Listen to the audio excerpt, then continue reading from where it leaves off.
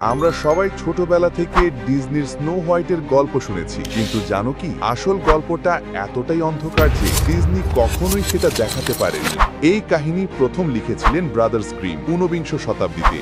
সেখানে snow white কোনো জাদুকরী princess ছিল না, বরং একটা ছোট্ট মেয়ে, আর খারাপ প্রাণী তার সৌন্দর্যে হিংসে করে তাকে মেরে ফেলতে চাইত। গ্রিমদের আসল কাহিনীতে রানী এক শিকারীকে হুকুম দেয় স্নো হোয়াইটের ফুসফুস আর লিভার কেটে এনে দিতে, আর সবচেয়ে ভয়ঙ্কর ব্যাপার হলো সে এগুলো খাওয়ার চেষ্টা করে, ভেবে যে এতে সে স্নো হোয়াইটের সৌন্দর্য আর শক্তি পাবে। গল্পের শেষে শাস্তি ছিল আরো ভয়ানক। রানীকে আগুনে গরম করা লোহার জুতো পরিয়ে নাচতে বাধ্য করা হয় যতক্ষণ না সে যন্ত্রণায় মরে যায়। ডিজনি আমাদের রূপকথার রাজকুমারী দেখিয়েছে, কিন্তু আসল কাহিনী ছিল এক দুঃস্বপ্ন।